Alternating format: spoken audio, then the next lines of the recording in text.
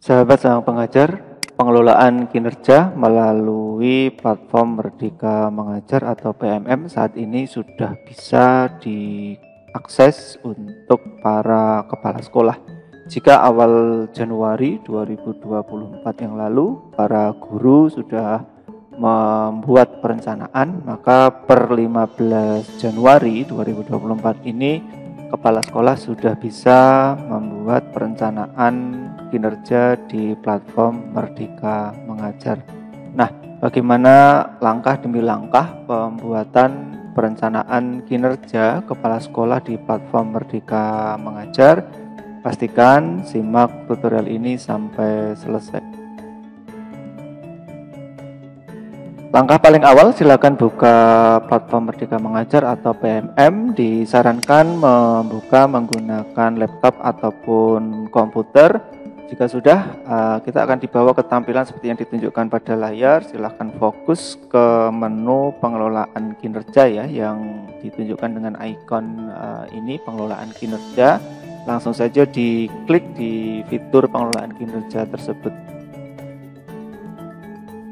Ini adalah tampilan dashboard pengelolaan kinerja kepala sekolah. Ketika kita nanti klik di bagian tombol periksa, maka kita bisa mengetahui perencanaan kinerja yang sudah disusun oleh para guru. Namun apabila kita ingin membuat perencanaan kinerja untuk kepala sekolah sebagai pegawai, jadi berbeda ya.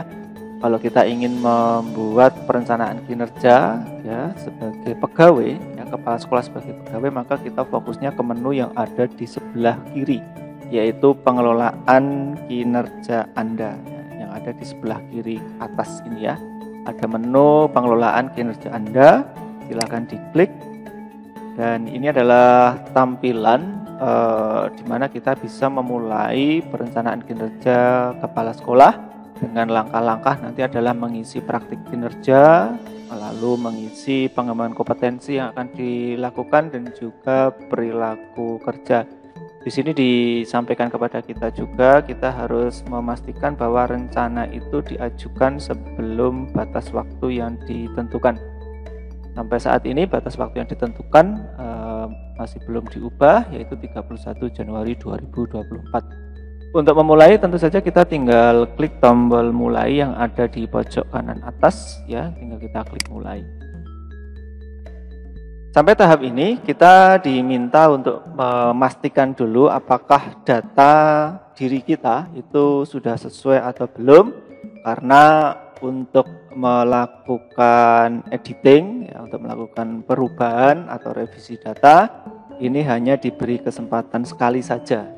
Data yang disajikan di sini adalah nama, kemudian ada NIP atau NIP, kemudian status kepegawaian, pangkat golongan ruang, jenjang jabatan, dan satuan pendidikan induk. Pastikan data ini kita cermati dengan betul-betul, karena sekali lagi kesempatan untuk edit ini hanya dilakukan satu kali saja ya. Fokus pada data yang disajikan, dicermati betul apakah data tersebut sudah benar. Jika data tersebut dinilai sudah sesuai, maka langkah selanjutnya adalah kemudian kita klik tombol data sudah sesuai, yang tombol warna biru yang ada di pojok bawah. Namun jika data ini belum benar, maka kita klik pada menu edit. Nah, kita klik pada menu edit. Nah, kebetulan data yang disajikan untuk data yang saya lihat ini datanya sudah sesuai, sehingga saya tinggal klik pada tombol biru yaitu data sudah sesuai. Nah, pastikan nanti kalau belum sesuai diklik pada menu edit. Jika sudah klik data sudah sesuai, nah di sini muncul lagi konfirmasi ya, untuk yang sekali lagi apakah data diri Anda sudah benar, ada nama, NIP, status kepegawaian dan seterusnya. Sekali lagi dicek, kalau datanya sudah benar maka kita klik tombol biru yaitu data sudah benar. Namun jika data ini belum benar maka kita cek ulang ya, klik yang tombol cek ulang. Karena data sudah benar maka saya klik data sudah benar.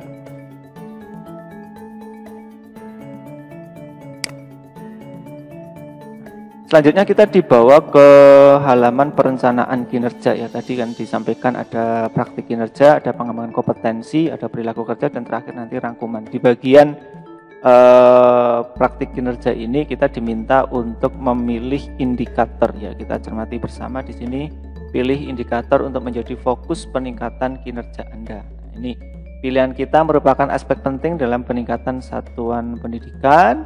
Nah, disediakan pilihannya nanti berdasarkan rapor pendidikan. Kita bisa ngecek rapor pendidikan dengan klik tulisan rapor pendidikan yang berwarna biru ini ya. Bisa kita cek dengan klik pada teks rapor pendidikan. Nah, kita bisa ngecek data rapor pendidikan seperti biasa, nanti masuk sebagai satuan pendidikan gitu. Tinggal kita klik seperti biasa ya. Kalau kita ingin masuk, kita gunakan akun yang sudah kita miliki untuk mengakses rapor pendidikan tersebut.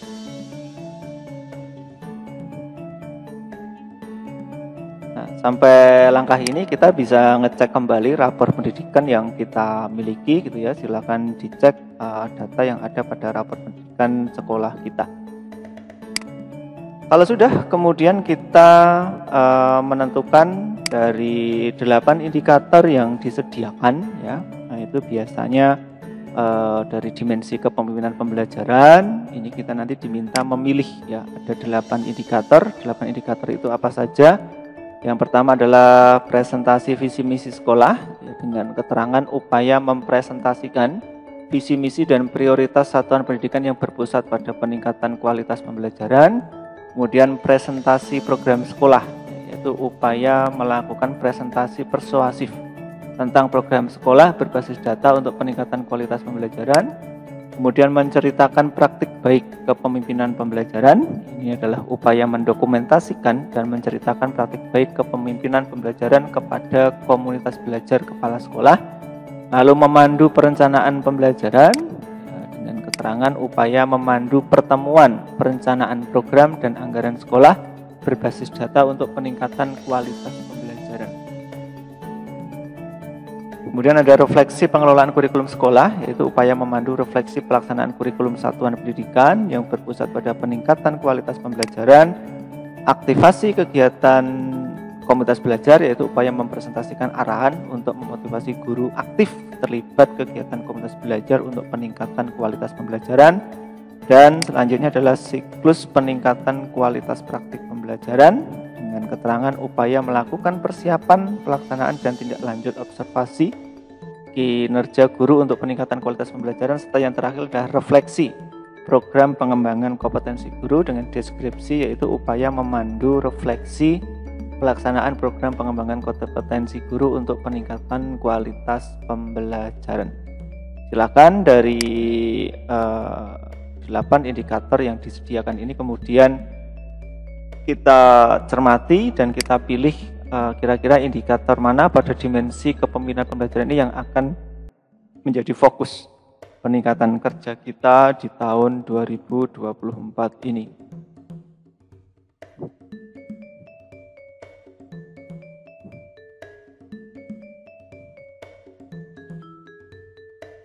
Sebagai contoh, saya kemudian memilih salah satu indikator, yaitu aktivasi kegiatan komunitas belajar. Begitu kita pilih dan lanjut ke pengembangan kompetensi ya. Di pengembangan kompetensi ini kita nanti diminta untuk membuat rencana hasil kerja atau RHK ya, dengan poin minimal 32 sampai dengan 128. Di sini kita bisa memilih rencana hasil kerja gitu sesuai dengan yang akan kita kembangkan atau kita lakukan untuk mengembangkan kompetensi. Nah, sebagai contoh rencana hasil kerja yang pertama, kita ingin misalkan di sini ya ada beberapa opsi, silakan dibaca dengan cermat termasuk poin yang nantinya akan didapat.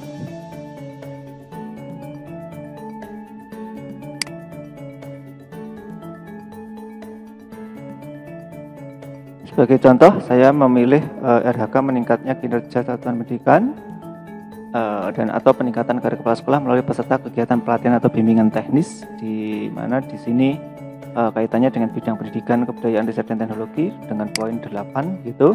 Di sini ditunjukkan bukti dukungnya adalah sertifikat ya. Bukti dukungnya adalah sertifikat dan kita bisa menentukan target kuantitas. Misalkan kalau satu kegiatan poinnya 8, kalau 2 kegiatan maka poinnya 16 sebagai contoh seperti itu. Kita bisa menambah RHK dengan klik tombol tambah yang ada di pojok kiri bawah ya, ada tombol tambah, tinggal kita pilih. Lalu kita bisa memilih RHK sesuai yang ingin kita lakukan. Silakan dicermati kembali RHK mana yang akan kita lakukan untuk siklus saat ini ya, atau semester saat ini.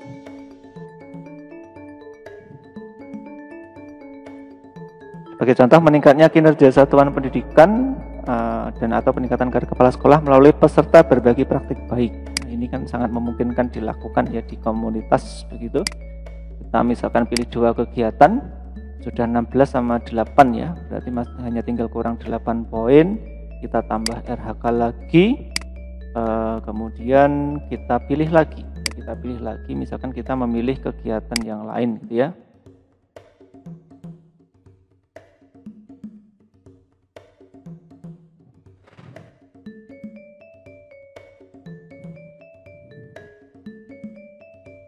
Sebagai contoh, ini meningkatnya kinerja satuan pendidikan atau peningkatan karir kepala sekolah melalui narasumber berbagi praktik baik. Ini selain sebagai peserta, kita pada saatnya kita juga bisa tampil sebagai narasumber ini dengan poin 8, karena ini nanti dilakukan di komunitas belajar, tentu juga cukup memungkinkan ya. Ini bisa kita pilih. Saat ini sudah terkumpul poin sebanyak 32. Kita bisa menambah lagi poin sebagai cadangan jika memungkinkan gitu ya. Misalkan kita tambah lagi begitu, kita ingin kegiatan yang lain, tinggal kita pilih saja.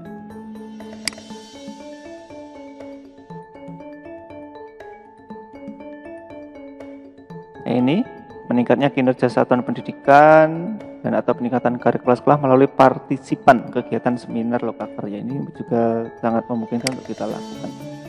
Baik, saat ini sudah terkumpul poin sebanyak 36 sebagai contoh ya.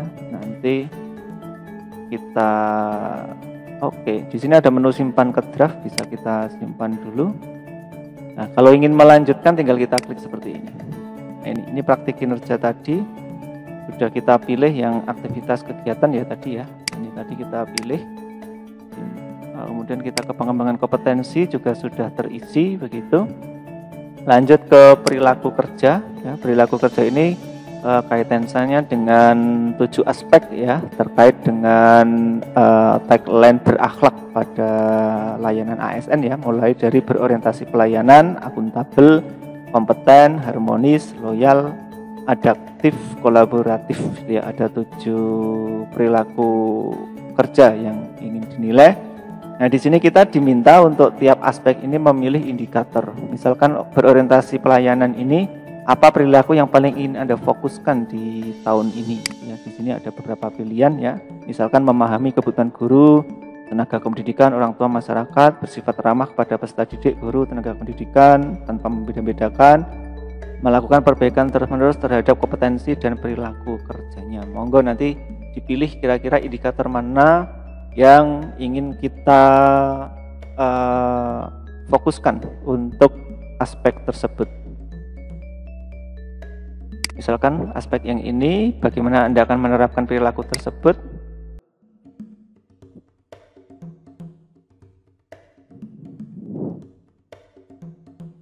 Nah, misalnya dengan melayani dengan standar yang sama atau mengkomunikasikan informasi yang aktual dan akurat, begitu, silakan dipilih indikatornya. Lalu ke aspek yang kedua, akuntabel, indikatornya kira-kira apa begitu ya. Itu bagaimana akan menerapkan, silakan ditentukan.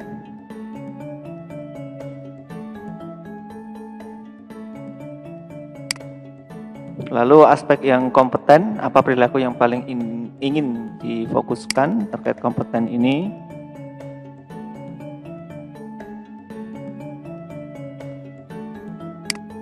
Silahkan indikator dan perwujudannya seperti apa.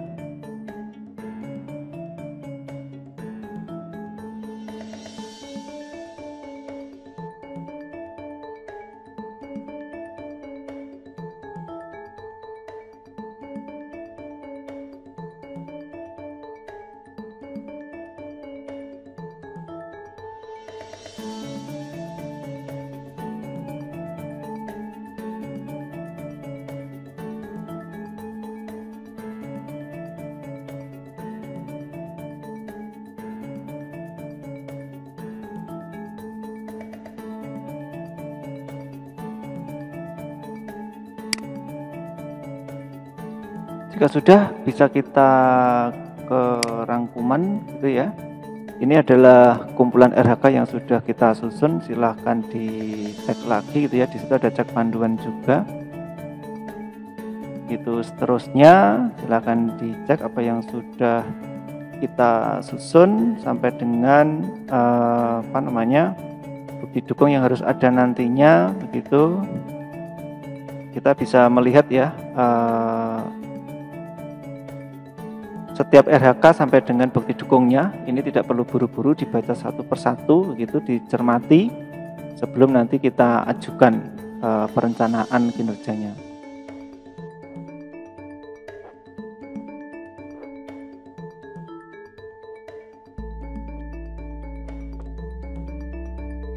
Nah, jika sudah, nanti tinggal kita kumpulkan ya dengan klik tombol kumpulkan. Namun jika masih ragu ya, silakan diklik pada tombol ubah, begitu.